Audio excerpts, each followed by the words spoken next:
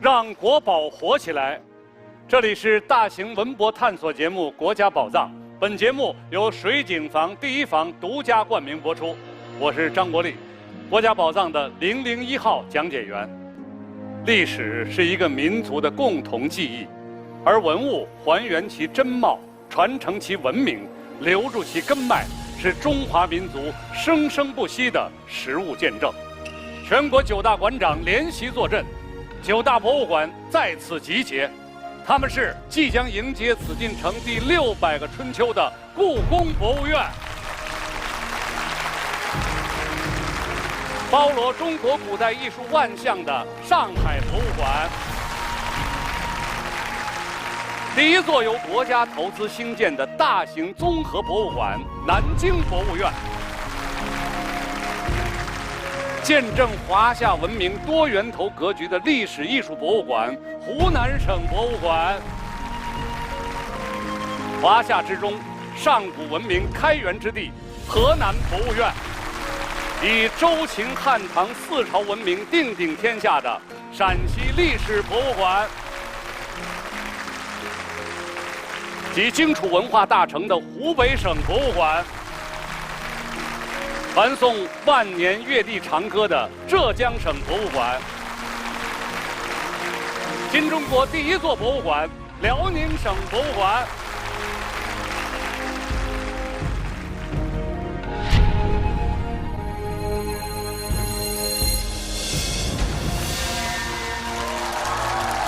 每一座博物馆都是民族文化基因的宝库，每一件文物的生命轨迹都让人为之叹服。9大馆长齐聚，他们将打开守护多年的宝库大门，甄选27件国宝重器，交予万众共赏，堪与日月争辉。从今天起，大家可以通过 CCTV 国家宝藏的官方微博、微信进行互动投票，哪件国宝能获此殊荣？接下来，让我们跟随强越馆长走进国家宝藏。本期节目的主角，陕西历史博物馆。我是陕西历史博物馆的看门人强越。在这里，170万件展品，18件国宝级文物，每一件都是中华文明的一个灿烂的剖面。传说陕西省的地图隐藏着一个神秘的兵马俑，3000多年来与秦始皇不离左右。成王败寇，时代更迭，又一盛世崛起，一个更加金灿灿的大唐万国来朝，13朝古都明珠，华夏宝藏，陕西历史博物馆。周秦汉唐，中国历史上最鼎盛的王朝皆定格于此。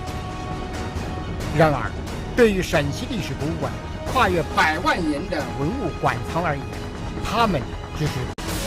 我是强越，我在陕西历史博物馆等待您探索历史的热忱之心。170万件馆藏，强越馆长推选的第一件国宝是什么呢？它的守护人又是谁？很多人和我一样，从小会在书本中、电影中了解唐朝是一个四夷宾服、万邦来朝的开元盛世。当我走入何家村怡宝展厅，从这个不起眼的陶瓮开始，我对大唐有了新的认知。金书背、鸳鸯莲瓣文金碗、镶金兽首玛瑙杯，它们让大唐活灵活现。马苏老师，前面这件就是您要守护的宝物了，您可以去细细观赏一下。这件吗？是的。蒲汤花鸟纹银香囊，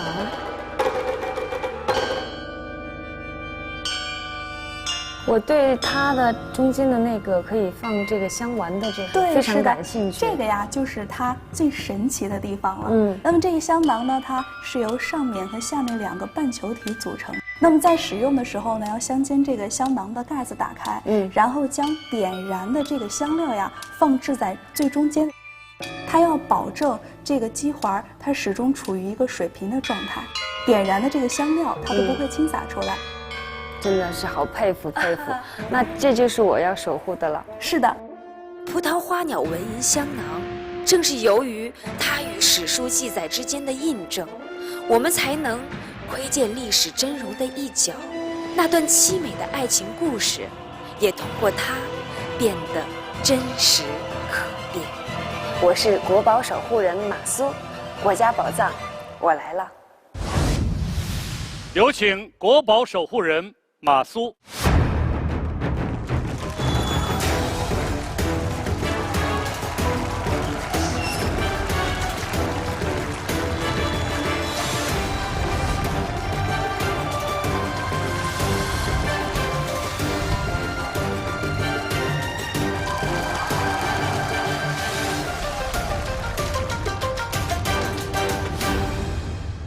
大家好，我是国宝守护人马苏，我守护的国宝是葡萄花鸟纹银香囊。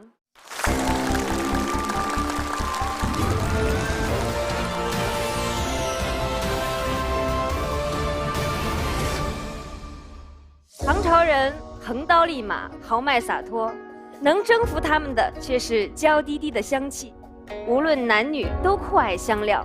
这枚精美的银香囊，是不是跟大家印象中的丝绣制的香囊不一样呢？它是一件来自盛唐的金银器，葡萄、缠枝、花鸟相依。更神奇的是，无论如何的晃动，香料始终不会洒落，是芬香馥郁、盛世大唐的真实见证。它有着什么样的传奇故事呢？香气四溢绕悬梁，梦回千年见盛唐。我是马苏，我将带你走进葡萄花鸟纹银香囊的前世传奇。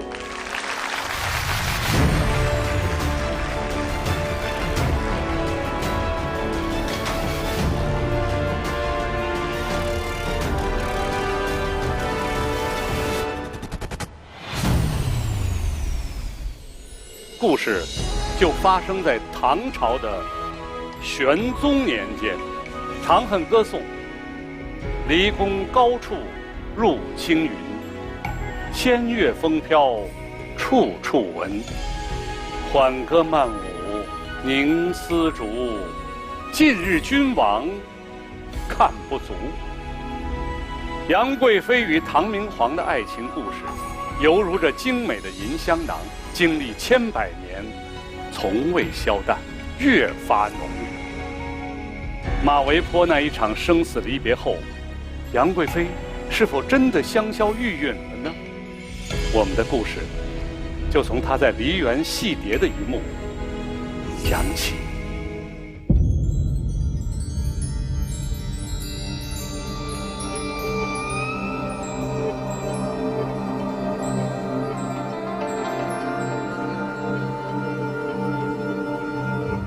这不是霓裳羽衣曲吗？三郎，三郎，这曲没错，这人亦没错。三郎，你不记得了吗？正是合着这曲，我跳了一支舞。这是三郎你赐予我金裳，你还亲自赐给了我这个香囊，助我舞配。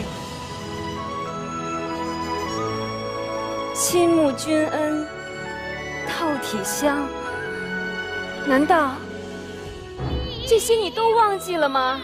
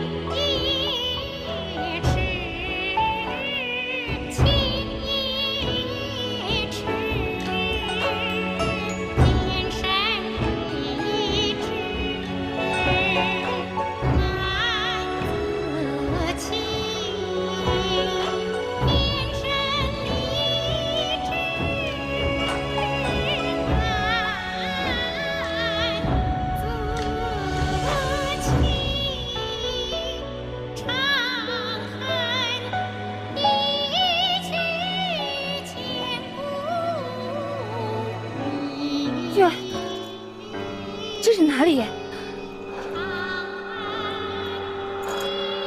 我想起来了，这里是马嵬坡，就是在这里，我与三郎分隔两世。贵妃娘娘，贵妃娘娘，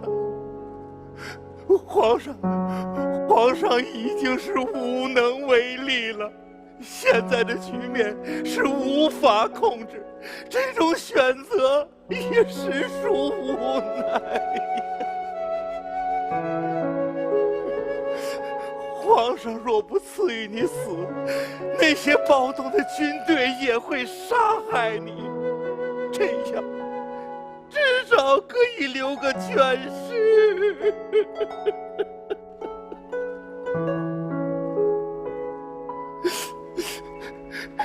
娘娘，皇上说，他送给您的奇珍异宝，你都带在身上，今后他可以认出你来呀。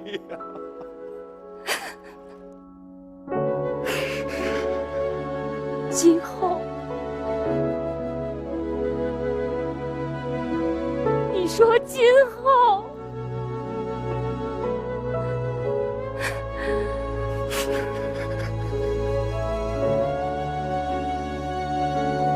明月白露夜已寒，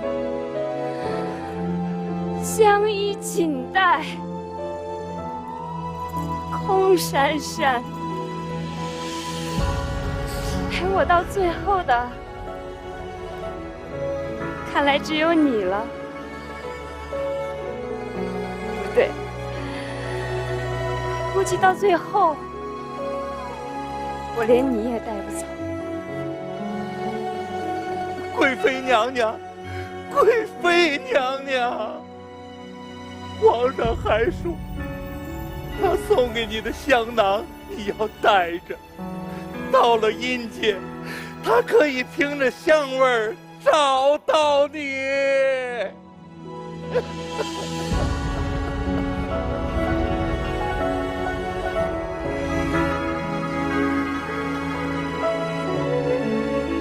1年之后，唐明皇得以重返长安，因难忘杨贵妃，密令亲信返回马嵬坡替其收尸，却只得9字：肌肤已坏，而香囊犹在。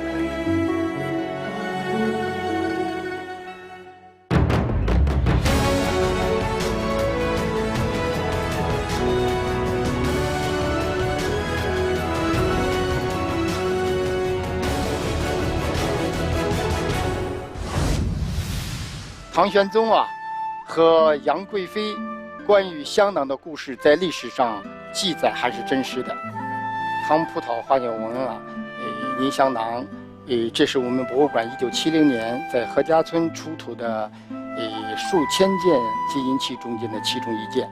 这一种雕刻的这艺术和这一种形式，带有古丝绸之路的这一种风格啊。香囊，它是丝路芬芳的一种象征。唐代女性的那个生活用品呢，非常的丰富。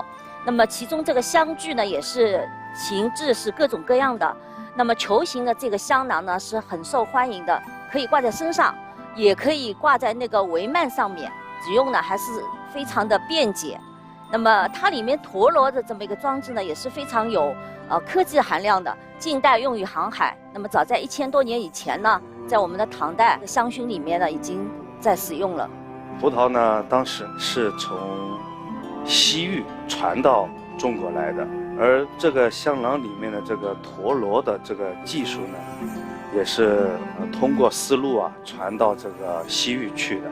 这个香囊啊，虽然说它小，但真正的是一个古丝路啊文明共荣的这么一个缩影。郭丽老师好呀！欢迎，来，马苏啊，大伙儿说美不美啊？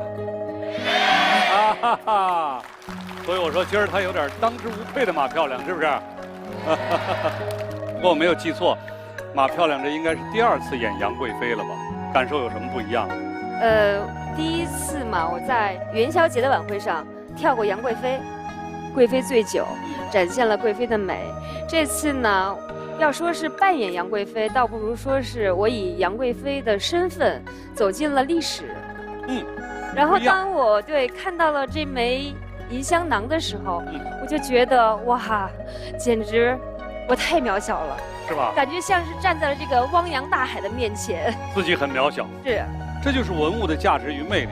是的，虽然我扮演的这个杨贵妃啊，在这个史料的记载当中，她最后香消玉殒了，是个悲剧。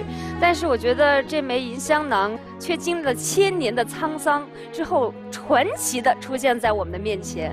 那天呢，我到了这个博物馆，见到了这枚银香囊，我有点不敢相信，因为在以往了解到的香囊应该都是那种丝质的，对，它怎么会是一个金属的？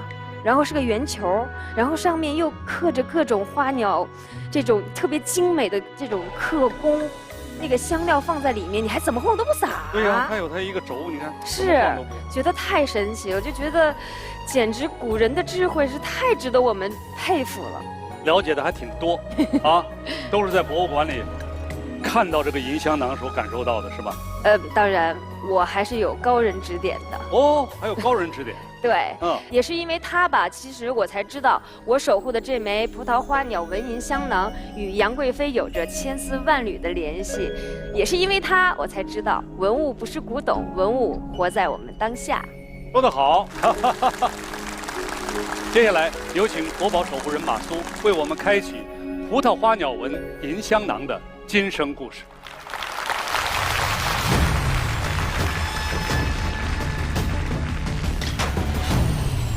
1970年10月5日，这件文物第1次出现在世人面前，当时人们称它为熏球。17年后，它的真实名字因考古发现浮出水面——香囊。有一个人，他以此为契机，通过大量的研究，第1次将杨贵妃与香囊联系在了一起，并解开了一个千古谜团，在考古界呀掀起了巨浪。我们通过一段短片来认识一下它。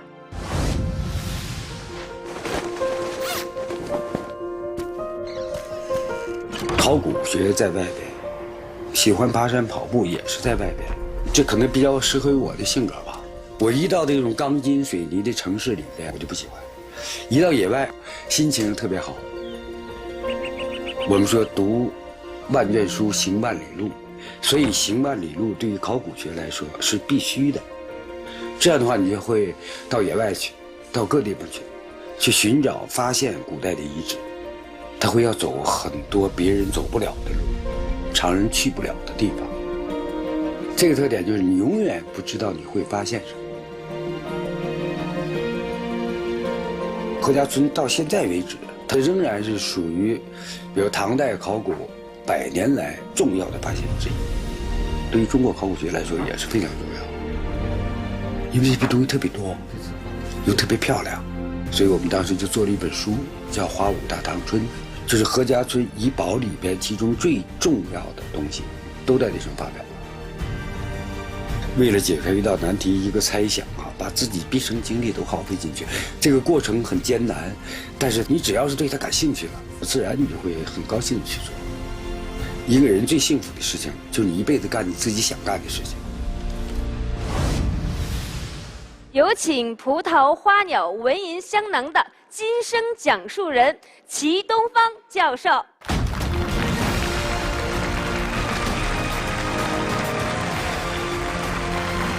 教授您好。教授好。你好。这我得来隆重的再介绍一下。你介绍好。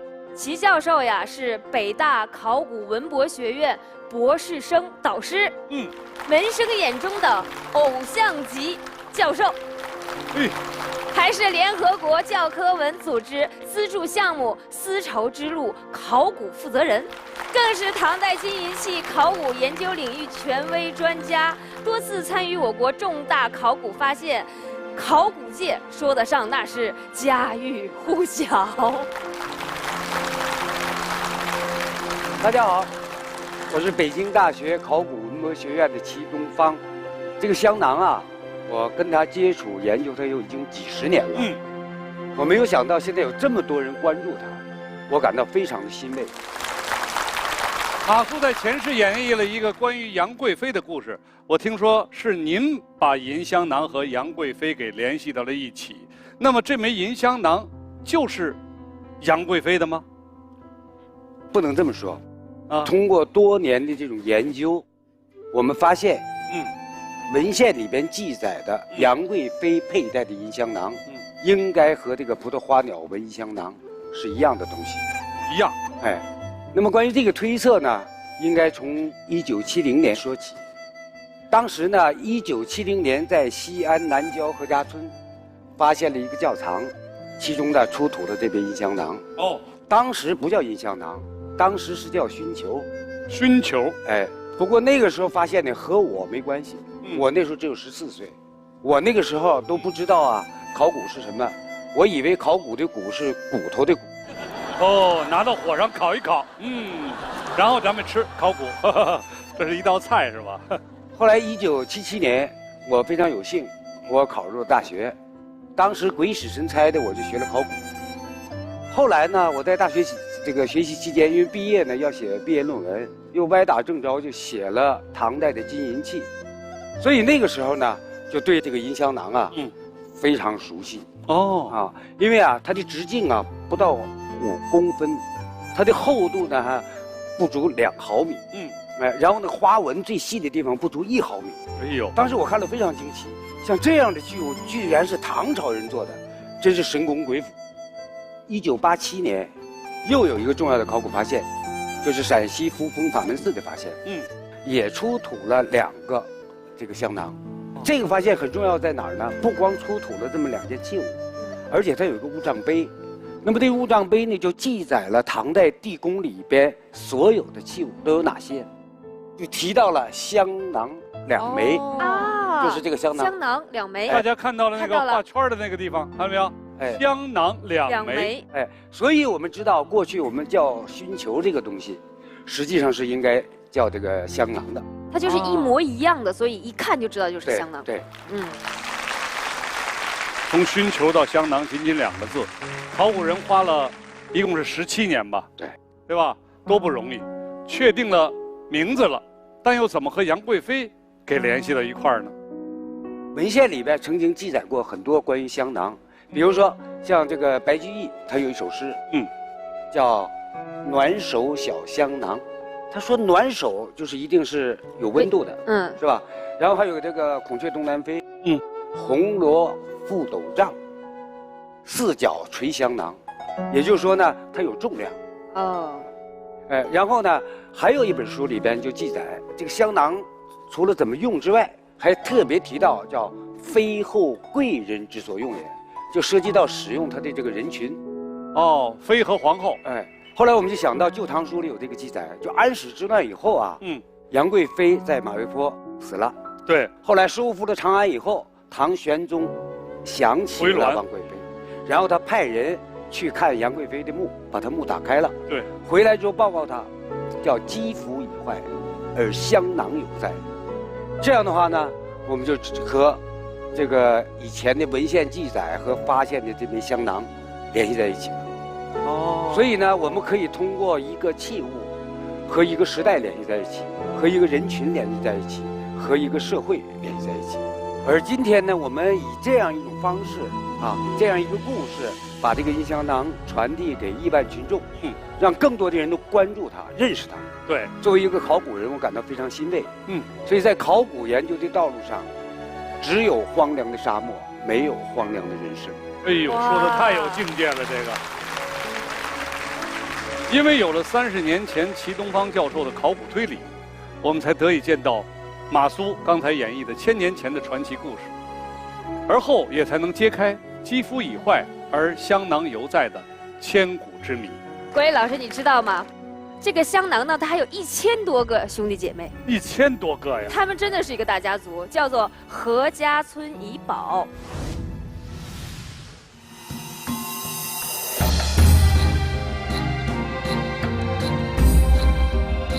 我常常想起我们曾经生活的那个时期，那是一个开放浪漫的好年代。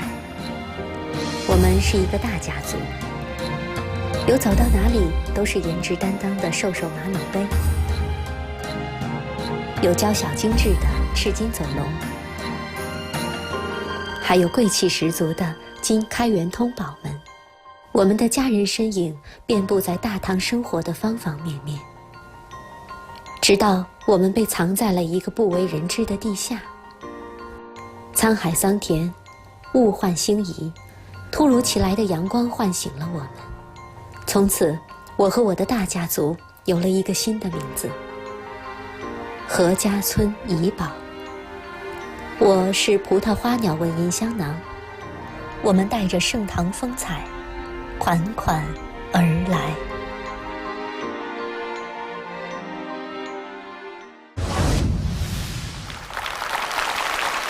轰动世界的西安何家村金银器，自1970年出土之后啊，一直都没有全面的对外展示，直到了2004年的5月，尘封了30多年，才首次集中亮相。郭老师，那我就想让你猜一下，就是他们集体亮相是在哪里？这还用说吗？难道不是陕西历史博物馆吗？还真不是啊。第一次展出其实是在北京大学。啊，齐教授，你不是来自北京大学吗？快跟我们说说怎么回事。在2004年的时候，北京大学塞克勒考古艺术馆成立10周年的时候，我们想搞一个非常好的一个展览。这时候呢，陕西历史博物馆给我们送来了一个大礼，经过国家文物局批准，北京大学陕西历史博物馆集中把何家村怡宝在北京大学做了一个展览。那么这一次呢，是把何家村怡宝里的所有的最有代表性的，第一次全面的向公众展示。哦，包括这个葡萄花鸟纹银香囊吗？必须的，必须要有它。亮相之后的何家村怡宝就成了咱们陕西历史博物馆最重要的展陈之一。何家村怡宝这个名字也是咱们齐教授取的。真的？真的。哎呦喂！这个为什么给它起叫怡宝呢？因为啊，这批器物发现之前，在中国考古发现当中，称之为窖藏的有很多。所谓窖藏和墓葬啊，或者区别就在于哪儿？遇到紧急情况，人们把自己的金银财宝还有什么东西埋起来。但是何家村怡宝和别的不一样，因为它出土东西实在是太精美了，其他窖藏是没有办法跟它相比。你比如说，我们从这个功能上讲哈，这里边呢有装饰品，有宗教用品，有医药用品，还有钱币，有钱币。从材质上，金的、银的、铜的、铜鎏金的、玉的、玻璃的等等都在一起。所以呢，如何把它和其他窖藏等同在一起啊？这有点不合适，委屈他了，所以就叫它怡宝。怡宝，哎呀，有点意思啊。您还说过，透过一个古老的物件，见到的是一个人群、一个社会时代。那透过香囊在内的1000余件文物，咱们能看到怎样的一番景象呢？其实何家村怡宝如果一件一件的讲啊，每一个都是观察大唐盛世的一个窗口。你比如说，我们现在有这个连拜尔纹的一个金碗，非常精美。它那个赞科呀，就是已经把金器这种工艺发挥到了一种极致，啊，然后呢，还有这个狩猎纹高足杯，它本身呢，它的器型是外来的，所以通过它可以反映唐朝和外国文化的一种交流。对，比如像五马衔杯银壶，上面的纹样特别有意思，是五马衔杯，讲述的是大唐宫廷皇帝过生日的时候一个场景。哦，这件是一个叫八曲长杯，它的造型呢是和古代仪仗有关，所以它反映当时对外的交往。比如像这件这个手镯，唐朝人叫臂环，对，这当时是最高级的人、最高级的女性才可以戴。这个钱还不光是咱们大唐的，还有外国的钱。重要就在这儿，因为啊，它这里边有波斯沙山银币，有东罗马金币，还有日本的河东开宝，反映了当时丝绸之路东西文化的一种交流。所以呢，何家村的文物如果一件一件的去讲啊，3天3夜也讲不完。哎呦，所以呢，还是建议大家去陕西历史博物馆，到那里一件一件的去寻访。对。作为一个考古的人，我们参加过很多考古发掘，能赶上像何家村这样重大的考古发现啊，是不太容易的。这个窖藏和这批器物啊，到现在为止也是我们1个世纪以来最重要的发现之一。作为我们是一个考古人，我们每天都要和这种文物打交道。对。但是现在呢，有更多的人对这个文物感兴趣。其实和年龄和你的职业没有关系，只要我们去欣赏它。通过我们的想象，我们就能够透过一件器物，了解当时人们社会生活。那么，透过整个何家村这批器物，我们能够看到1000年前的大唐自信、乐观、开放。说得好，自信、乐观、开放。所以我们有一个习惯，提起唐朝，咱们中国人都会很自豪。我们这里叫大唐盛世，是不是这样说的？可是，真要是有人问说你们大唐盛世到底是怎么个盛法啊？我们还真得拿出真实的证据。那这只葡萄花鸟纹银香囊以及何家村1000件文物，算得上是绝美的物证。正是齐教授以及所有的考古人，你们的严谨、执着和智慧，让我们看到了大唐盛世的清晰模样。它是有气味的，香囊证明了大唐盛世是芬芳四溢；它是有颜色的，整个何家村遗宝证明了大唐盛世是金灿灿的。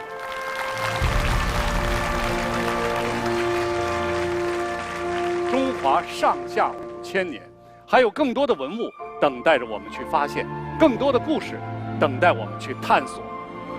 感谢齐教授、马苏，下面将为你们颁发守护人印信，并请2位宣读守护誓言。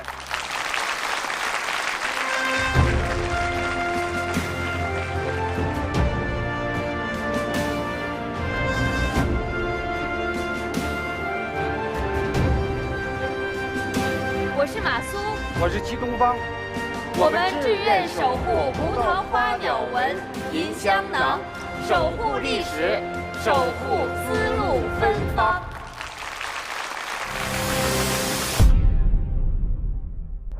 让国宝活起来！这里是大型文博探索节目《国家宝藏》，本节目由水景房第一房独家冠名播出。170万件馆藏，强越馆长推选的第2件国宝是什么？它的守护人又是谁？我是刘义军，接到节目的邀请，我真是非常的高兴。今天要为我自己家乡的一件国家级的馆藏文物做守护者，这可能是我这辈子接到的最有意义的一个角色。到底是为哪件文物做守护，我也非常期待。刘老师，这是我们走进了秦代展厅。哦，您看的这是秦兵马俑，享誉世界的兵马俑。对对对。秦朝的兵马俑是号称的第8大奇迹，号称虎狼之师。这就是一个小的军阵，是吧？对。这是实物还是仿？实物，完整的，而且品相比较好的。啊。我在想，让我守护的是不是秦国的军队啊？兵马俑。我今天让您去寻找的这一件国宝，是对战争起的调动、指挥一个重要的一个起决定性的一个文物。我来找一找跟战争有关的能调动军队的宝剑。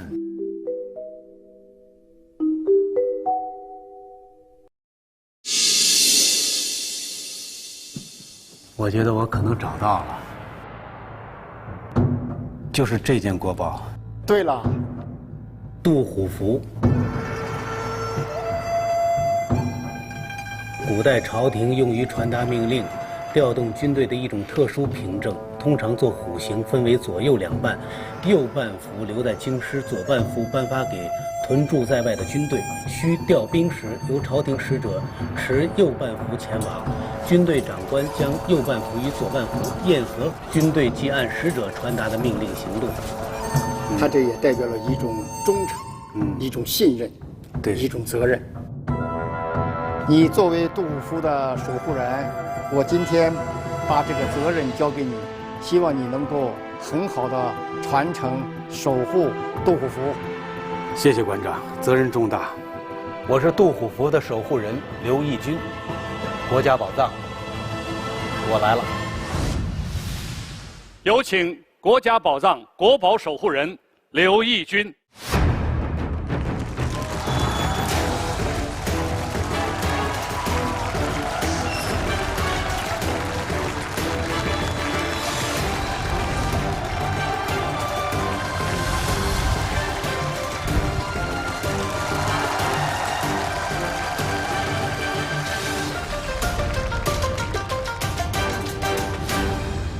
大家好，我是国宝守护人刘义军，我要守护的国宝是杜虎符。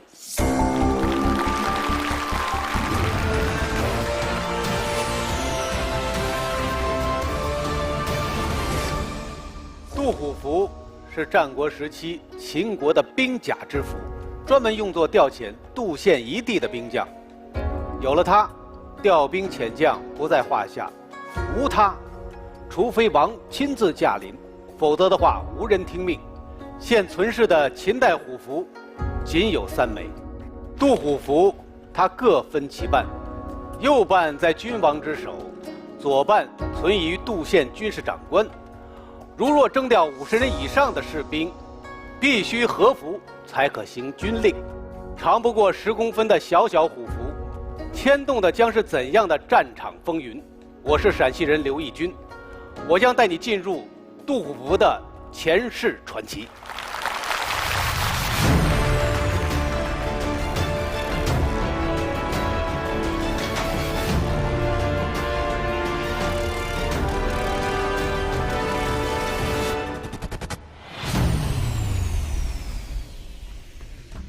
战国初年，西北强悍外族义渠侵扰秦国，一路杀到境内西南部的洛河流域。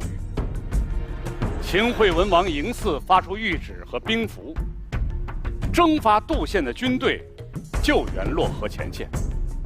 兵符刚一发出，搅动各方势力登场。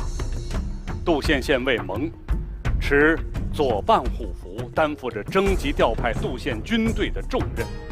杜县旧贵族嬴杜，原杜县的领主，商鞅变法后变为杜县县令，因遭受打压，一直心生不满。我们的故事就从兵符发出的时刻开始讲起。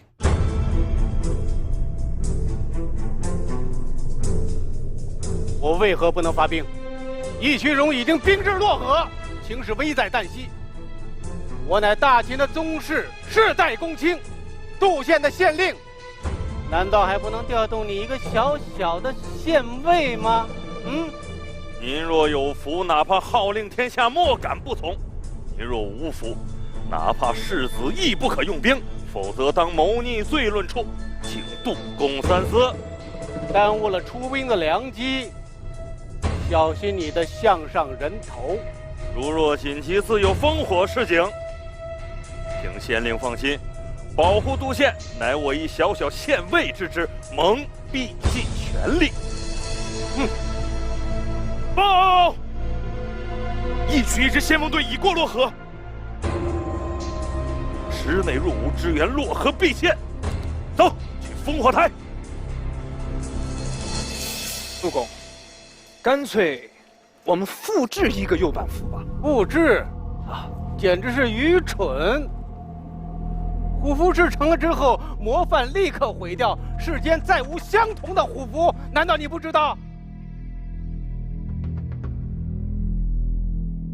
秦王嗣这小子耳目众多，如果发现有人要造反的话，你我危在旦夕呀。那干脆就釜底抽薪，直接做一套新虎符，偷换掉蒙手里的左半符，再找人假扮兵令信使，拿着右半符即可。你净给我出馊主意啊！大秦的士兵在进入军队之前，一定会记住自己所属军队的虎符图案。你如何做一个一样的啊？如何能瞒得过2000双眼睛？那干脆先把蒙，只要他不跳出来，士兵怎会那么忠心？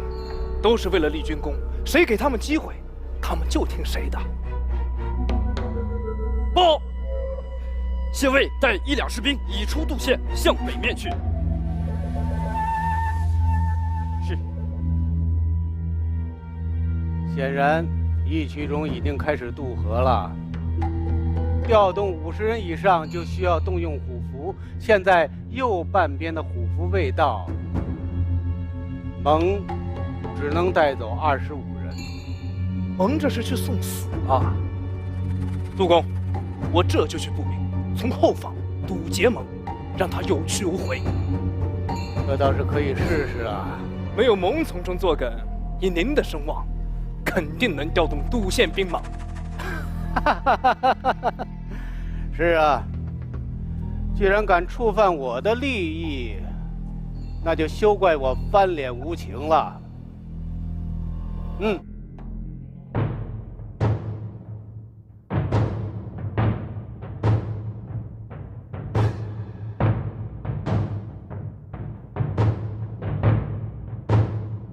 前方军报，杜县县尉蒙已被义渠荣击杀，兵不可一日无将。县令德高望重，杜县2000兵士当以县令马首是瞻，共同击退义渠荣，为我杜县，为我大秦。三军听令，组长听令，3组开拔，直奔营城。为何不动？请问县令，可有调兵虎符？蒙已战死，虎符下落不明，军情刻不容缓。县令在上，与虎符无异。恕在下不能听令，大秦军令只认虎符，不认将。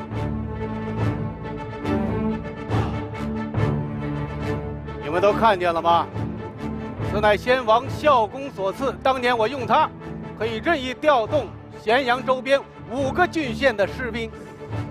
今日用它，难道不能调动小小的杜县2000人马吗？在下不敢。我告诉你们，你们的县尉已经为国捐躯了，尔等置若罔闻，以虎符为由推脱战事，此等贪生怕死之辈，若不将你们斩杀，如何恕我大秦的军威？来人，在！小人入伍，第一件事就是学会认虎符，不见虎符，誓不发兵。走。现在封你为组长，即刻发兵。军法如山，小人只认兵符，不认将。拉出去砍了！你也只认兵符，不认将吗？只认兵符，不认将。拉出去砍！只认兵符，不认将。我乃大秦的宗室，世代公卿。难道你们想造反吗？要造反的是你，把他给我拿下！这。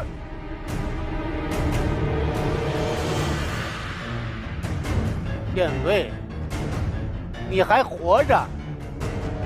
我县令的符，蒙死里逃生了。众将士，义渠荣已被我用烧荒之计脱洋抵挡至洛河北岸。我乃兵令信使，虎符在此。秦王有令，命杜县县尉率2000军马奔赴洛河前线，迎战义渠荣。这位死里逃生，真是可喜可贺。一定有要事，我就不耽搁了，告辞。什么？你今日无辜杀害我士兵，拖出去，斩首示众。杜公，督公。至于县令，你乃大秦宗室，世代公卿，藐视虎符，无异于藐视秦王。今日之事，我竟当如实禀报，吾王自有定夺。虎符在此，杜县县尉即刻发兵。虎符在此，即刻发兵。俄服出兵，迎战一取，不败一取，誓死不还；不败一取，誓死不还；不败一取，誓死不还。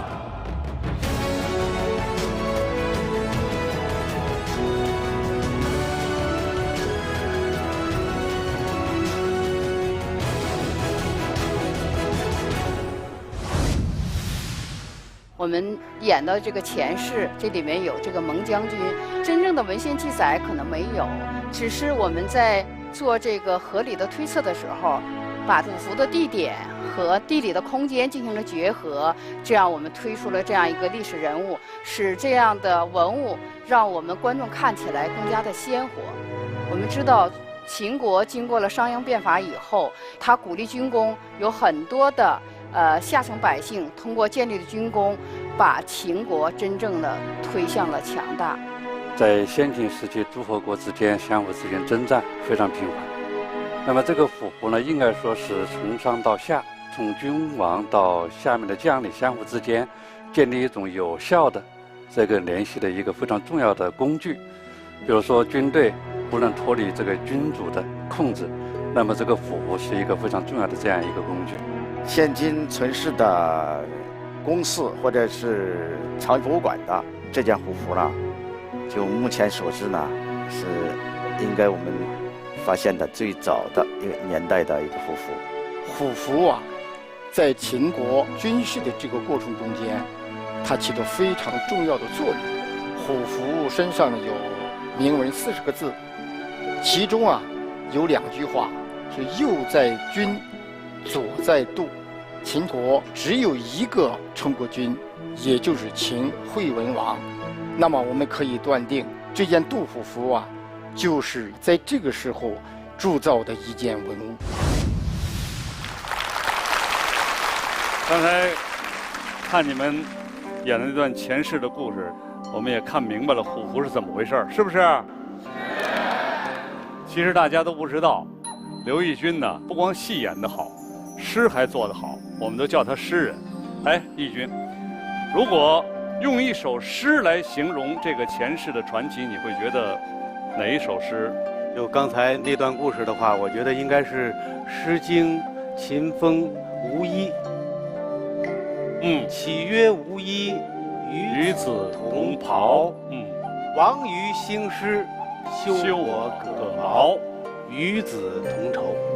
文老师，你有没有觉得你旁边站一兵马俑？我从小也在陕西读书，是吗？我是陕西渭南读书啊，所以也早就听说过关于古代用虎符调兵的这么一个事儿。但是今天我们一看才知道，哦，这虎符原来才这么大一点啊！手拿着，你们刚才比划就对，就那么大一点。我带了一枚。哦，大家看一看，就这么大。它的长度是9.5公分。9.5公分。不过据我所知啊，陕西历史博物馆珍藏的这一件啊，只有左半边。对的，对的。您看这个还，对，它这个有个榫卯。哦，对，你看，有一个榫卯。所以它2个虎符对在一起的时候，它是严丝合缝的，是这意思吧？对，一把钥匙开一把锁。啊，那复制的那个右半拉在你手上吗？右半拉在一个非常重要的人手里，他今天也到现场来给我们讲一讲虎符的今世传奇。那好，我们接下来有请国宝守护人刘奕君为我们开启杜虎符的今生故事。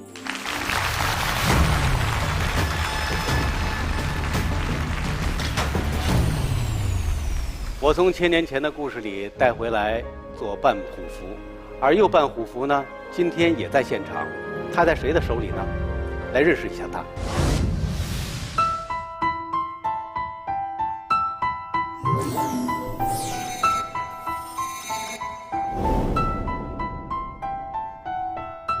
RS 大会，它是我们密码学界和这信息安全领域的一次重要的会议。10年呢，在中国举办了第一次的信息安全大会，它属于 RC 大会的一个分支。当时它是以中国的这个虎符作为它的这个标志的，因为虎符是我们中国古代对密码学的认证的一种朴素的追求。我拥有了虎符，我就可以认证我的身份。虎符的精神贯穿于我们的生活，没有另一半，谁也解不开。我从事密码研究已经有20年了，希望能够在公钥密码学里做出更多的贡献。我是密码研究学者刘胜利，锁上的东西，我想解开。有请刘胜利。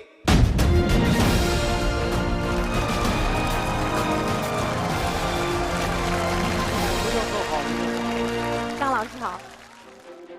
来，哦，带来了，先对上。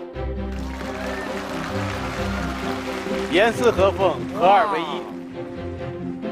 大家好，我是上海交通大学密码学专业教授刘胜利博士。我从事密码专业研究已经有20年了。我研究的就是虎符中所体现的信息安全的智慧，为何在2000年后的今天依然发挥着巨大的影响力。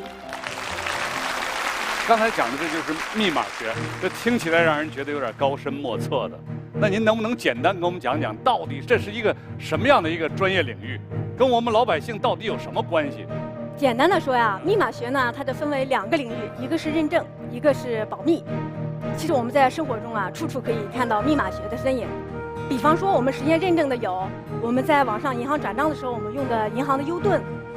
这个我没有，因为我们家钱都媳妇儿管着。我们手机解锁的时候呢，用的指纹认证。这个有，这个有。手势密码，画一个图形就可以解锁。我们使用的门禁里面的这种刷脸认证虹膜认证刷脸，然后那个这都是认证。以前那个大片里边过一下虹膜这都独一无二的。还有我们现在过机场用手指一摁就可以了。指纹认证。这是指纹认证。对。那实现保密的呢？比方说我们的旅行箱上的密码锁，银行里的保险柜，以及我们的电子文档里 PDF 文档Word 文档里面我们的加密功能，这些呢使用的都是保密的功能。就是虎符呢，应该就是所有这些我们现在的密码学的鼻祖了，应该是不是？对，我们当代的密码学的认证原理呢，其实也传承着这虎符的这种精神。比方说，我们想用我们的口令呢来对电脑呢进行开机解锁，我们怎么办呢？我们先用我们的口令在我们电脑里注册一下，那么电脑呢就为我们生成一个认证符，把它存到电脑里面。下次我们想登录电脑的时候呢，我们输入口令，电脑就会调用认证算法对我们的口令进行处理，会生成一个新的认证符。生成的新的认证符呢，就和所存的认证符呢进行一一的比对。如果比对成功，那么认证通过，我们就可以登录电脑，使用电脑了。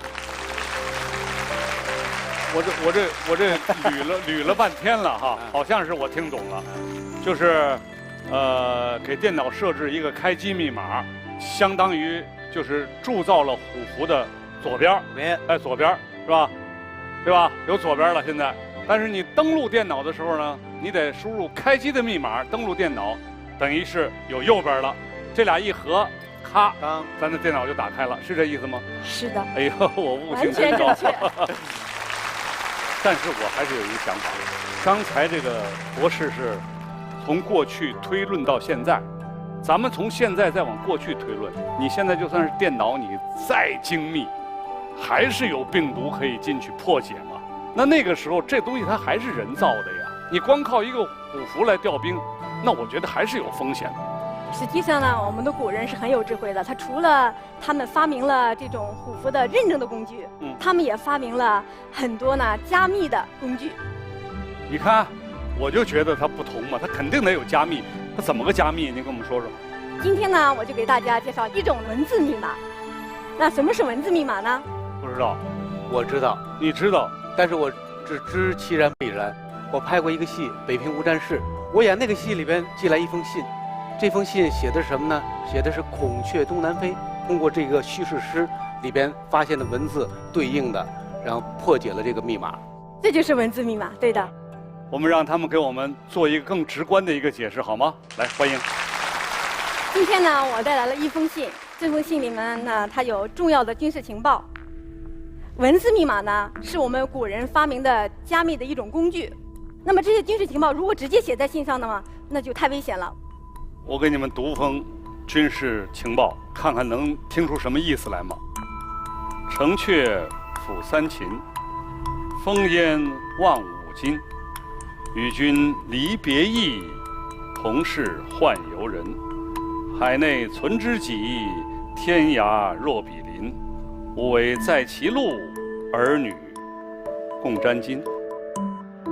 来吧，我真不知道这是什么情报。这个文字密码使用的时候呢，情报的这个发送方和接收方呢，他们先共享一个密码本。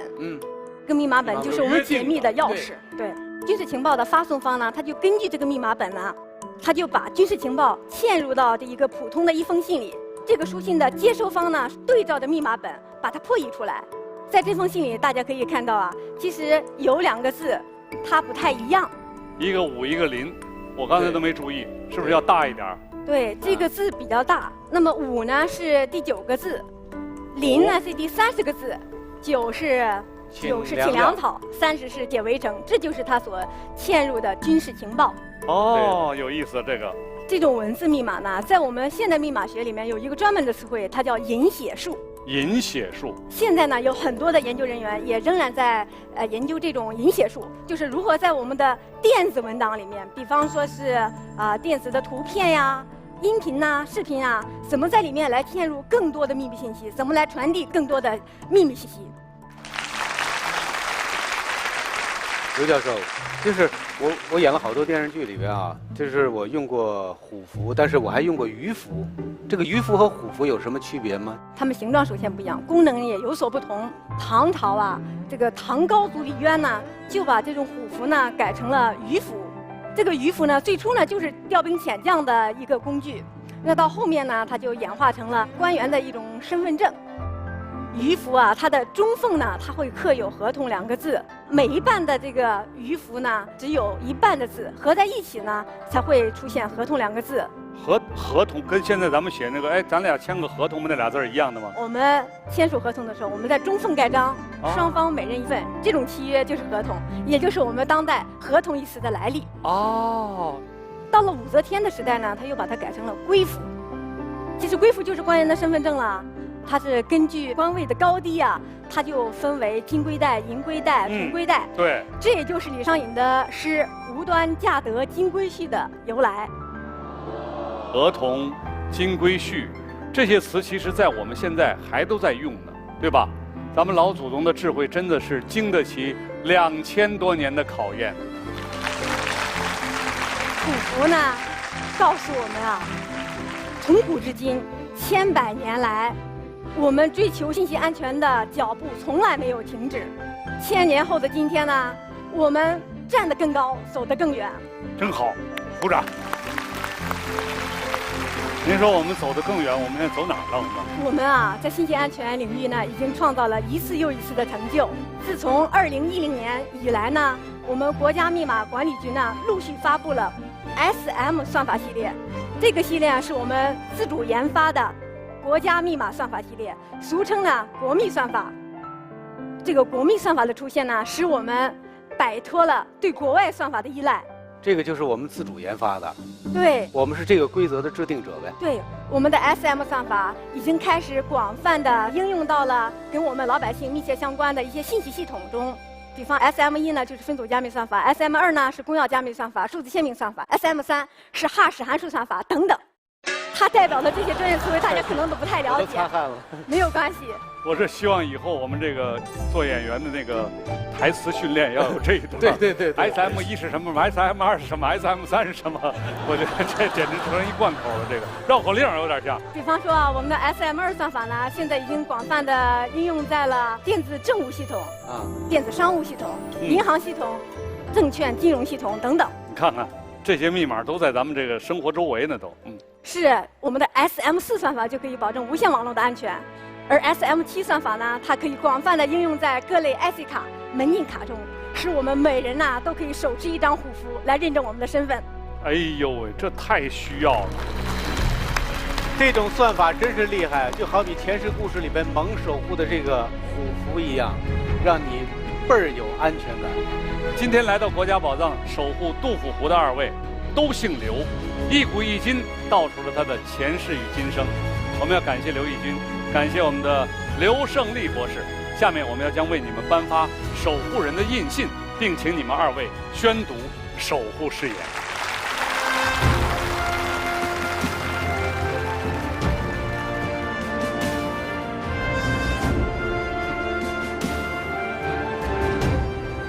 我是刘义军，我是刘胜利，我们志愿守护杜甫湖，守护历史，守护安国之信。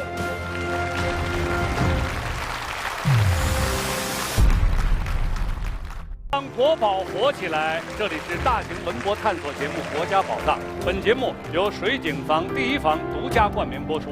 170万件馆藏，强越馆长推选的第3件国宝是什么？它的守护人又是谁？请看短片。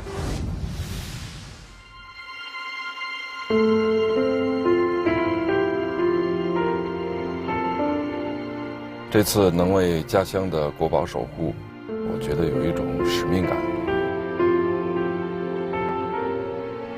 上一次来这里，已经是20多年前的事情了。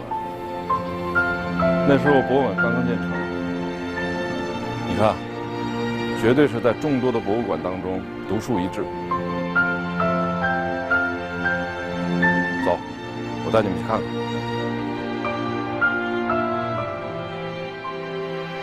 这是一个很慢的活，是吧？是。这个就是原来在壁画上的这个材料，然后一点点的恢复到了原来的形象。看这个是原先在草拌泥上面涂成绘画。古代用矿物质原料来绘制，所以它保存的时间非常久远。那个颜色非常的鲜艳啊！是，它叫观鸟蒲缠图。人物形象、神态非常特别，它的艺术价值相对比较高。我要守护的宝贝，不会是这幅吧？不是，你守护的是比这个还要珍贵的，我带你一块儿去看看。您守护的国宝就在这门之后。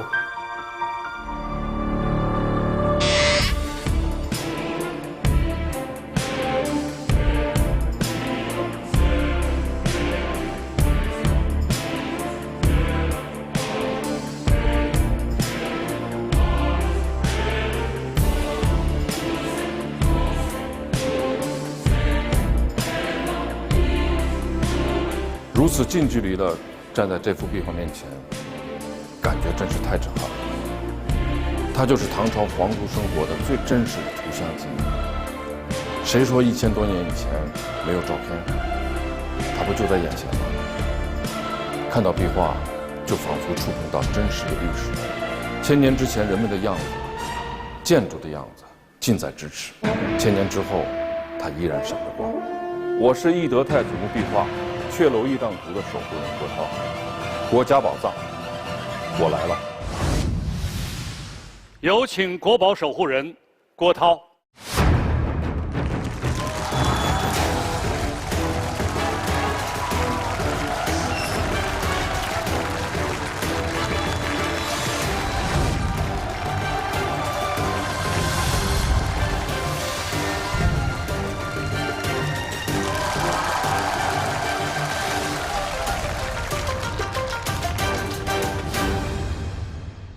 大家好，我是国宝守护人郭涛，我要守护的国宝是懿德太子墓壁画阙楼仪仗图。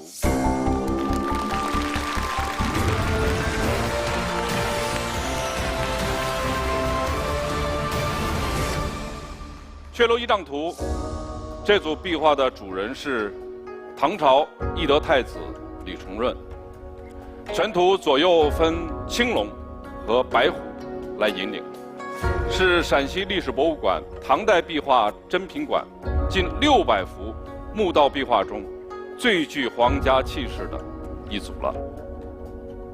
3处阙楼，1座母阙，2座子阙，巍峨高耸。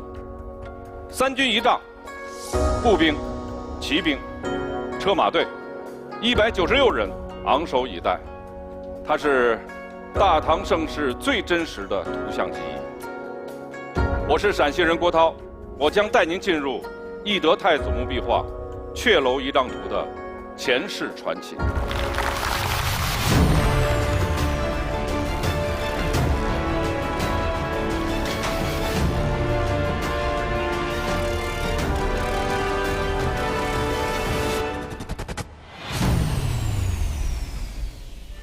唐朝帝王显贵出行朝会，均有仪仗队护卫，以保证安全，彰显皇家气势。我们故事里的主人公就是太子仪仗队中的2名护兵卫。李涛，仪仗队的老兵，长安本地通；安伦，粟特人，迷之般的向往着长安城。他的梦想就是写一部长安城旅游攻略手册。这一天，太子要出朝，仪仗队要在2个时辰内赶到含元殿广场集合。可是安伦却还在缠着李涛，让他带自己寻找长安城最佳旅游地点。我们的故事就从他们要赶往集合地点的路上讲起。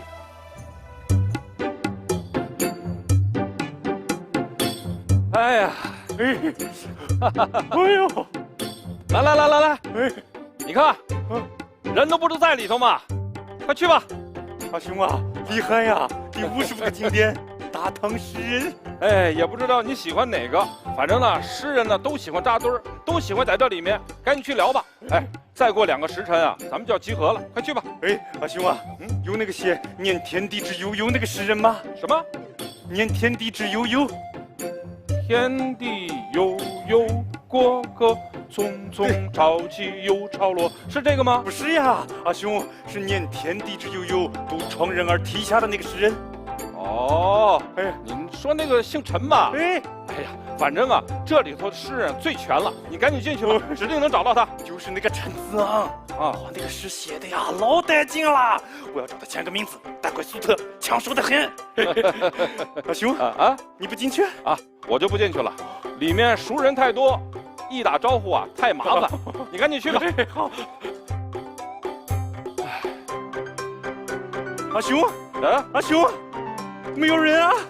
啊，没有人，怎么可能呢？这没有，我看看，我是真没有看到诗人呀，兄，怎么可能呢？哎呀，你看，哎呦，这不都在这儿呢吗？哪儿啊？墙上啊！墙上。我跟你说，你就不懂了吧？要想做大唐的诗人呢，得要学会推销自己。这大唐的诗人啊，就喜欢在这个酒肆的墙上写诗。然后一来了兴趣以后呢，没准要壶酒，诗兴大发，马上就写什么海内存知己，天涯若比邻，嘿嘿，这叫诗版。啊，就是朋友圈呗。哎，还有叫诗瓢的，就是把这诗啊藏在葫芦里头，放到江河湖海里，任由自己的心血啊走遍天涯海角。哦，就是漂流瓶呗。哎，么麻哒，么麻哒，会玩得很啊。阿兄啊，我想见真人。真人，你不怕见光死啊？不怕。哎，我跟你说，你呀就是赶着饭点来啊，你就蹲在那儿，准能碰见1、2个诗人呢。哦。今天行，咱们走吧，赶紧集合去。阿兄啊，我还想看金车马呢，你不是答应我了吗？阿兄什么时候蒙过你啊？你刚蒙过我呀。我蒙过你吗？没有蒙过。就是，走，我带你去看看。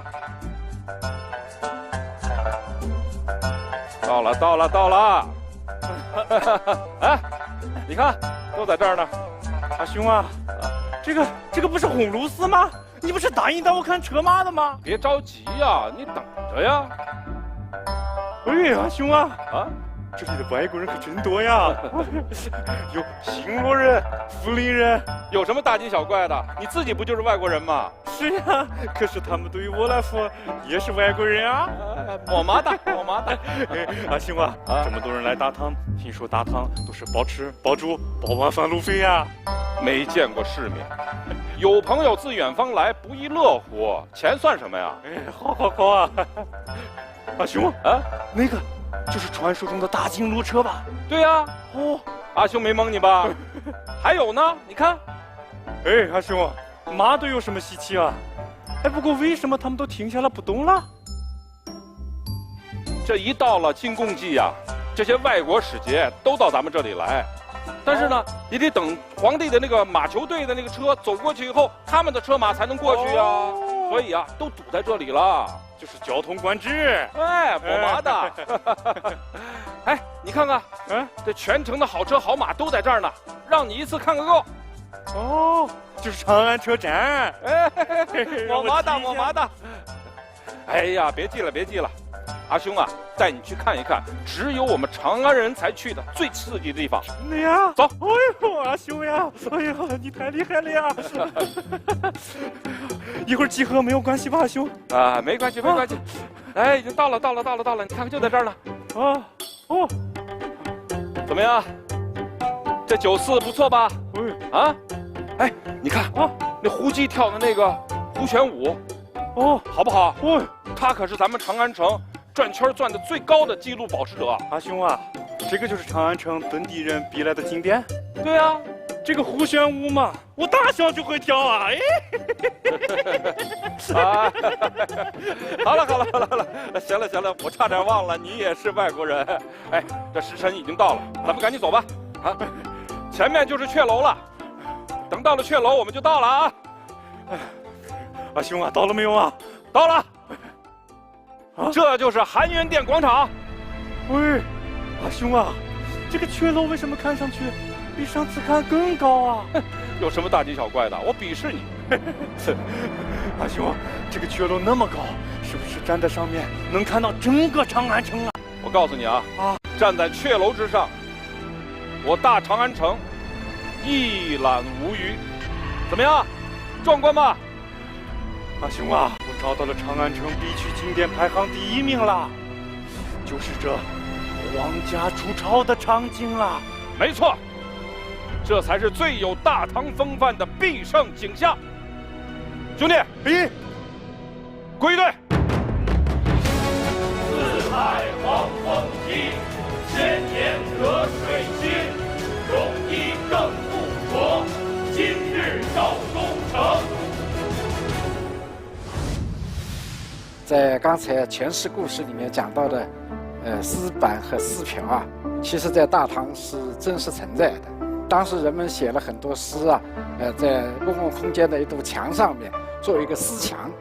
后来呢，诗墙写的诗因为是固定的，人们呢逐渐的把这个诗墙上面啊，用一小块小木板上面写的诗给它挂上去，就变成了丝板。那么丝瓢实际上瓢就指的葫芦。诗人把写的诗啊放在葫芦里边，有的人啊说把葫芦里的诗是不是可以给它放到溪流里面让它去漂流，水捡到了以后啊就可以得到这样的一个诗歌。那么这个传播就有点像我们今天所说的这个朋友圈，或者是漂流瓶。有资料显示，当时的长安是国际化的大都会，可以说是世界当时最大的城市。那么一个体现在当时长安的常住人口已经达到了185万，流动人口又达到了50多万。那么这里面还包括各国的商人、使者、留学生，还有留学的僧人。那么充分表明了当时长安它的一个国际地位。大唐的时候有很多的使节、朝贡使从国外到这个大唐来。那么当时大唐呢，为了表示天朝这个帝国的一种气魄，所以呢包吃包住包旅费，走了呢还要馈赠一些礼物。那么这个礼物有的时候至少不比你送来的这些礼物少，甚至更多。唐代在政治、经济、文化、商贸的这方面交流啊非常丰富，特别是长安城当时有东市、西市，这就是为了贸易交流繁荣。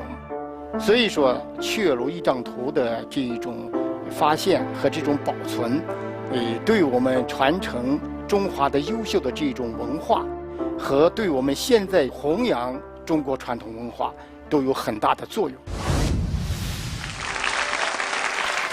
哎呦，演真好！哎呀，陕西人嘛，对对对，你是一个陕西人，你说你要演陕西的这个故事，你应该挑一太子演，你干嘛挑一兵啊？哎呀，哥哥，你不知道啊，这个墓主人叫什么？李重润。李重润曾经是中宗啊，非常喜欢宠爱的一个儿子。对呀，但是呢，被这个武则天呢给杖击致死了。哎呀，死得很惨啊！所以我就想，我算了，我别演他了，我就演一小兵挺好。您做一个大唐的小兵，也不做他那个杖击而死的太子。其实，从一个小兵的视角来看唐朝，可能视野还更宽泛，还更有意思。没错，1300多年以前吧，不管是那个时候的长安，还是现在的西安，都是非常热闹的。我是陕西人啊，如果您要是有机会到那边去，我一定会带您走走看看。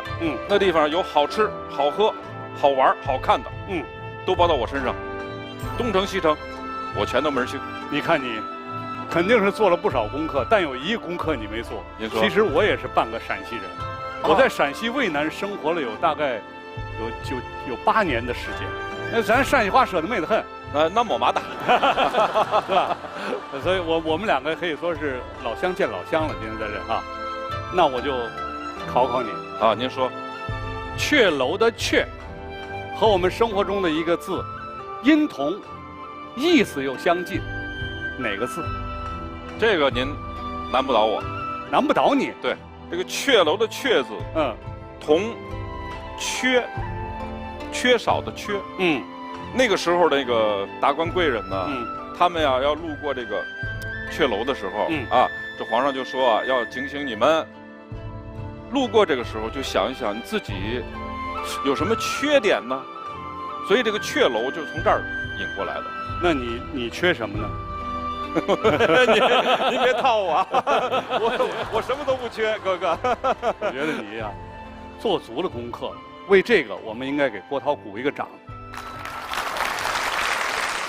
您今天啊，别光考我了，我呢是有备而来的，您难不倒我。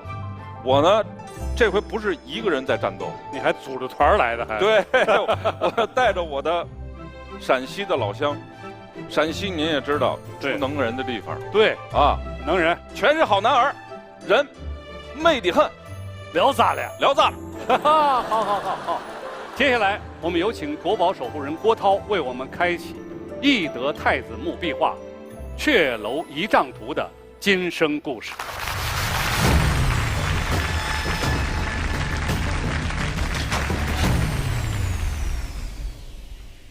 我刚刚的表演呢，饰演的是一位从壁画里头活过来的小兵。其实呢，今天我不是一个人在战斗，我是一个组合来的。我们这个组合的名字叫复原者联盟。组合里面呢，个个都是绝世高手，他们有的能让壁画里的阙楼复活，有的呢还盖起了真实的3出阙。那我们就先从修复阙楼仪仗图开始说起吧。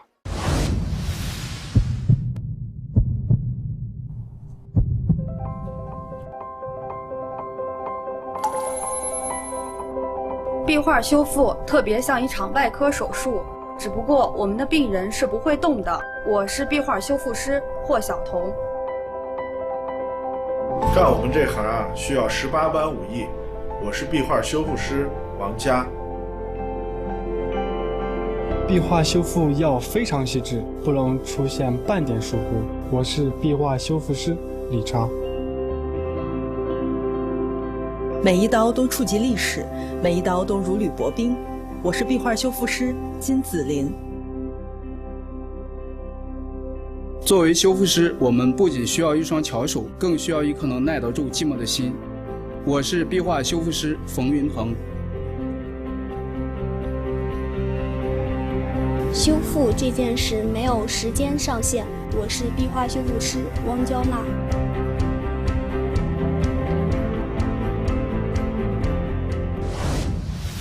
下面有请陕西历史博物馆壁画修复团。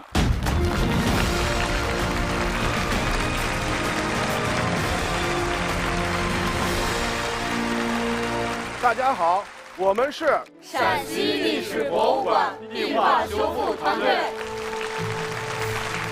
怎么样，国立老师？您是不是惊着了？您是不是以为这个壁画修复是不是都是一些老先生啊？我还真是这么想的。郭涛，猜对了。这个阙楼仪仗图应该是1971年出土的吧？哪个是1971年前生的？我想问问。阙楼仪仗图壁画出土的时候呢，我们大家确实还没有出生。当时参与这些壁画修复的呢，是我们的师傅，还有师傅的师傅那一代老师们，他们修复的。但是呢，我们这个团队非常有幸，参与了阙楼仪仗图展出前的壁画清理工作。同时呢，如果将来阙楼仪仗图要进行2次修复，我们也会以正式的壁画修复人员的身份参与其中。阙楼仪仗图出土的时候，他们都还没有出生，但是他们的师爷、师傅那个时候直接参与了壁画的修复工作，而又把这门手艺传承给了他们。我今天就请我们这些老乡们在这儿现场给大家演示一下怎么样去修复壁画。为了让大家更了解这个壁画修复过程，我们专门从陕西历史博物馆带来了一幅壁画临摹的作品。我们想看吗？即便是一个临摹作品，它也一样戴上手套。是因为我们其实就相当于给千年病人看病的医生了，所以说形象点，有的时候你今天心情不好，你都不能动手修。哎呦，这说得太好了，真的是。哇，这算是掉了的。对，表面还有一些泥垢的污染，这些都是我们壁画修复中非常常见的病害。今天就在现场就要做一台这样的手术，我也邀请2位老师，咱们共同参与这台手术。太有幸了，来，这个比较难的，对于咱们来说。我们修复有个原则叫远看一致，近看有别。这样的话，子孙后代他就知道这幅画的什么地方修过，什么地方没修过。壁画修复呢，它是一个特别精细的一个工作，就跟咱们给人做手术是一样的。所以我们修复过程中的很多工具呢，其实都是从手术工具中借鉴而来的，精细到像做手术一样，每一刀都触及历史，每一刀都如履薄冰，多么的精细！那咱们就来吧。行，我第一步就要用棉签和清洗剂对它进行清洗。哦，这个东西是酒精吗？这个东西是酒精和去离子水1比1配置的，蘸了以后呢，我们在上面进行滚动擦除。哦，滚动。对，壁画呢，它颜料是非常宝贵的，所以我们在清洗掉它的污染的同时呢，一定要把它颜料保存下来。所以这一步非常重要。我试试啊。国立老师，我觉得就光沾这点灰啊，就得3小时。对，你想想他们生活中，他们一天就对着这个就那么一点一点一点一点的，而且你不能慌，不能乱，不能急。我们开始做美学修复，美学修复我们就要用到这个颜料还有毛笔了。哦，因为它这个颜色很淡，补的时候呢还要小心，不敢画到壁画上面。嘿，因为这就算咱们后人往前人的东西上画画也不敢这样。哦，对。我试一下，我试一下。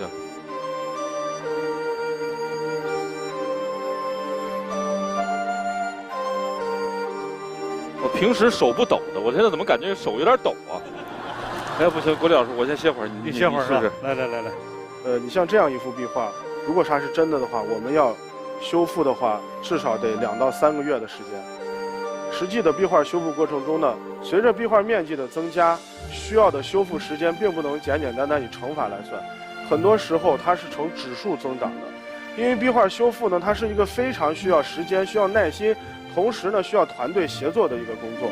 所以我们现在看到的这样一幅修复好的这么大面积的这个阙楼仪仗图，实际上它就是我们几代修复人员共同努力的结果。让我们一起把掌声给这几代的修复人。你们这么年轻，进行这样一项工作，在外人看来枯燥无味，而且还有那么大的责任，你们怎么想的？我修复壁画有6、7年了，每当我看到一整幅壁画在自己的手中渐渐露出真容的时候，我觉得这是一种享受。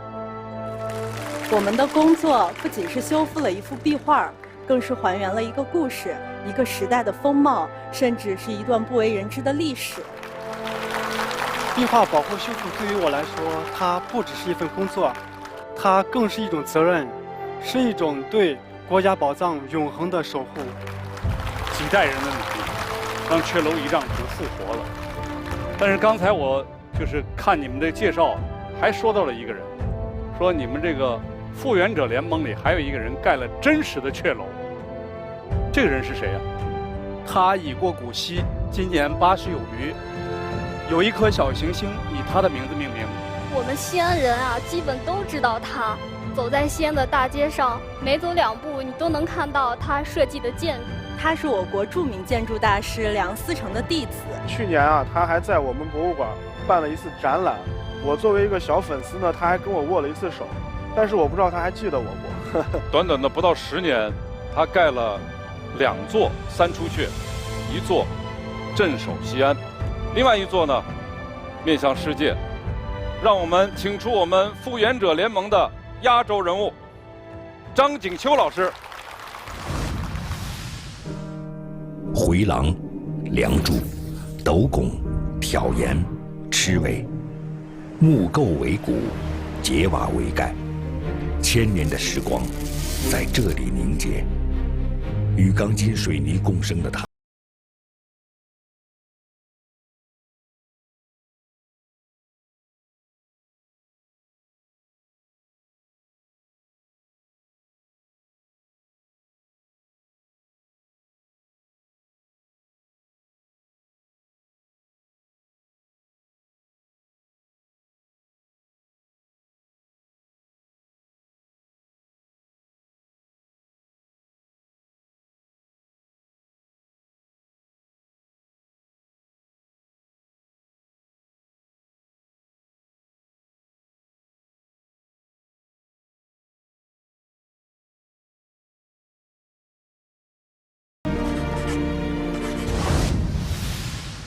我们有请张景秋老师。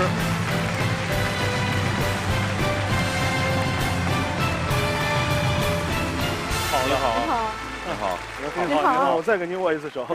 您好，他们都是您的这个粉丝啊，您要来，他们非常兴奋。哎，那我们好好听听锦秋老师跟我们谈一谈这个阙楼仪仗图，好不好？好，好。请锦秋老师先对大家和电视机前的观众朋友们做一个自我介绍。您请。我是张锦秋，是一个从事建筑设计的建筑师。听说大家很想了解阙楼修建的故事，让我来说说，我很高兴。阙楼呢，是唐代长安城里边皇家宫殿建筑里边的一个重要组成，它非常的端庄而又雍容华贵。张景秋老师啊，为了能够让我们能更加直观地了解阙楼，特意从西安呢带来了一本图册。这几张图呢，记录了张景秋老师和阙楼的数十年的缘分。好。这个就是张景秋老师设计的陕西历史博物馆。哦，陕西历史博物馆是张景秋老师设计的。您当时设计这个陕西历史博物馆的时候，您知道这里藏着阙楼吗？张老师，您说的不对，不是博物馆藏着一个阙楼，是博物馆里边，当时我主持设计啊。馆长说，我们这里边要建一个最现代化的、规模宏大的壁画馆。那么我是设计人，我当然了解你这个要建壁画库的话，壁画是多大呀？有什么保护要求啊？所以当时他们向我们展示了一下还没有对外展示的这些壁画。我在那儿就第一次见到了唐代的阙楼仪仗图。我作为一个建筑师，一看见这个壁画上有那么宏伟的建筑，眼睛一亮。嘿，但没想到10几年以后啊，我2个工程都跟他有关系了。第一个工程项目呢，就是2002年西安建一个大唐芙蓉园，这个是以唐代文化为主题，以这个皇家园林这种格局为载体的一个主题公园。当时我设计的时候，考虑到它的大门啊，一定要有唐代的恢宏气势，我脑子里就想到了大门两边要有2个3出阙，这样的话就很神气了。这就是后边这幅图，就是这个建成的效果。第一次是凭我们建筑师的想象设计的，第2次就动真格的，是一个服务员设计。第2个工程就是在上海世博会要建这个大明宫的展览馆，市政府就把这个任务交给我了。我当然很高兴了，但是我一拿到这个地形图啊，我就发愁了。为什么呢？给我们那个地儿啊，太小了，只有960个平方米。你想，960个平方米要展示我们占地3.7公顷的大明宫，大明宫规模，它的建设规模相当于我们明清故宫的4.7倍。这个难题我怎么解决呢？我想，咱们用冰山一角，以小见大的这样一个手法，能不能我们就把含元殿这个旁边的3出阙，复原一个搁在这儿，刚好这个我量了量尺寸呢，刚好搁下。所以就把这个3出阙啊做展览馆了。这个上边啊是全部用的传统的木质的斗拱榫卯结构的传统唐风建筑，原模原样的建起来。其实啊，我感觉不光是这样一座阙楼啊，扎根祖国西部半个多世纪，张锦修老师呢用唐风汉韵的这种建筑风格呢，为我们西安城向全世界交出了一份独一无二的名片。让文物活起来，不再是一句口号。对，他呢用一辈子的行动做了最真实、最有力的践行。我认为中国的传统建筑啊，它是我们中华民族悠久历史的见证。他们镌刻了苦难、抗争和辉煌。中国传统建筑呢，是我国劳动人民智慧的结晶，它彰显了质朴、优雅、灵动、豪气。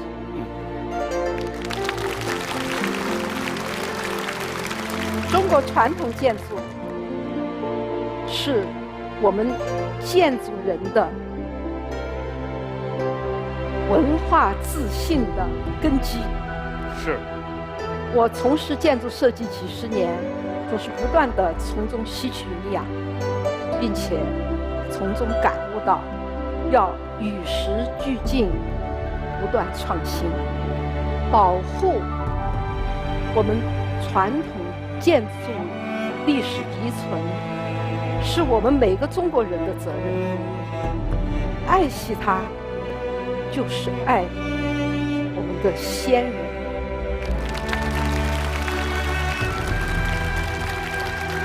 你欣赏它，就是欣赏智慧和创造；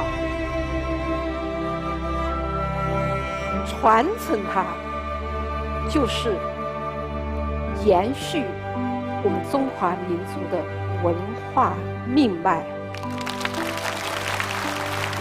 说得好，我在想，守住传统，把我们优良的传统传承下去。刚才看着您在这讲话，我这个视角啊，可以看到这几个年轻人。您在讲的时候，他们在仔细的听，我就在想，阙楼仪仗图如果没有出土，我们看不到一个修复团，一帮年轻人从师傅一代一代的传承下来。如果没有修复，我们的张老师看不到这个阙楼仪仗图，我们的那个叫单出阙也不会给张老师更多的灵感。你说有的时候这真是一个奇妙的一个组合，这种在舞台上这种跨年龄、跨时代的一种组合，不仅让文物留下来，更让文物活起来。所以我们再一次请出我们陕西历史博物馆壁画基地修复团回到我们的舞台上来。我们要感谢我们张锦秋先生、壁画修复团还有郭涛。下面我将为你们颁发守护人的印信，并请各位宣读你们的守护誓言。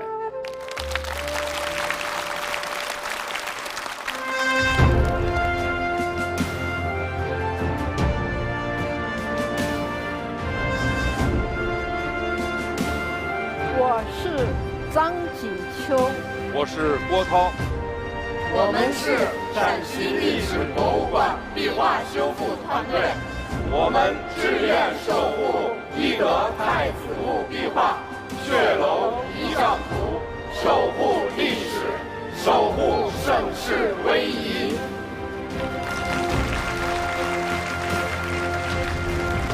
三件国宝的前世今生传奇故事全都讲完了。现在我001号讲解员要为大家请出的是陕西历史博物馆的馆长强越，让他告诉大家为什么会在170万件的馆藏中推荐这3件文物入围国家宝藏的特展甄选呢？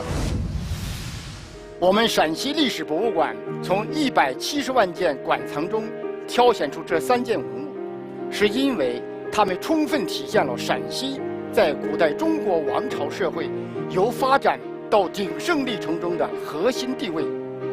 杜虎符承载了秦人和当时华夏文明独步天下的军事智慧和缜密的周详的国家动员机制，他们铸造了秦汉时期阳刚威武、厚重深沉的民族品格，预示了一个伟大的民族的昭昭天命。唐葡萄花鸟纹银香囊和懿德太子墓壁画阙楼仪仗图，则从不同的方面再现了海纳百川、开放自信的盛唐气象。一方面是皇家生活的高贵雍容，一方面则是唐朝面向世界、万国来朝的场景再现。这3件文物一头一尾，起点是秦风的感慨悲壮，终许是唐韵的博大深邃，同时也是2个伟大时代留给后人最直观的物质和精神遗产。我们曾创造了源远流长的中华文化，未来也一定能够创造出中华文化的新辉煌。谢谢强馆长。到底最后哪一件文物能够入主国家宝藏的特展，还要看电视机前的各位观众朋友们的选择。我们下一座博物馆再见。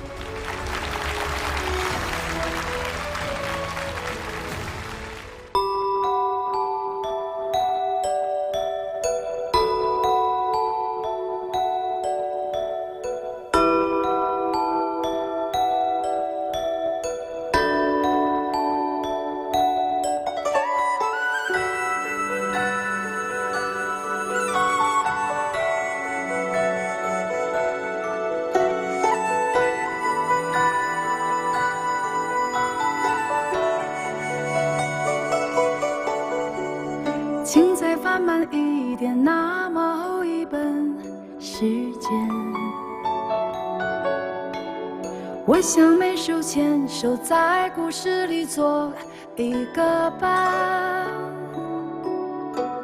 像诗人般孤单，与岁月彻夜长谈。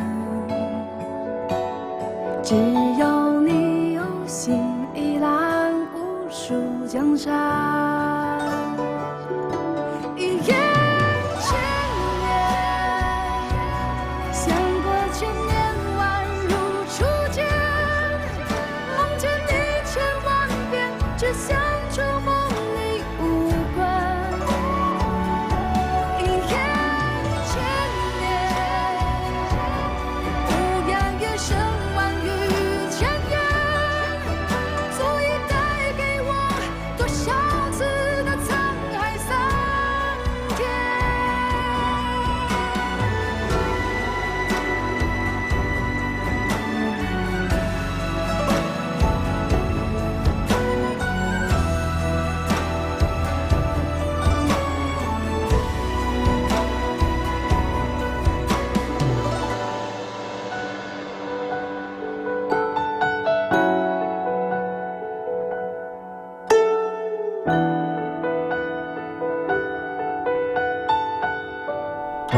感谢新浪娱乐、新浪新闻客户端、腾讯新闻对本节目的支持。